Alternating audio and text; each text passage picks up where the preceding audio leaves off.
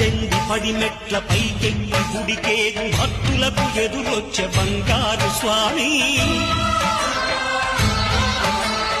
ఇరుముడులు స్పృశించి శుభమును దీవించి జన బృందముల చేరే జగమేడు స్వామి. తన భక్తులనరించు తప్పులకు తడబడి ఒక పక్క ఒరిగెన ఓంకారమూర్తి.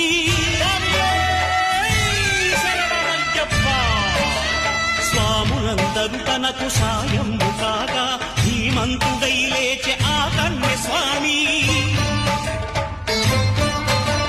పట్టబంధము వీడి భక్తతతికై పరుగు పరుగున వచ్చే భూమిపైకి నరుడై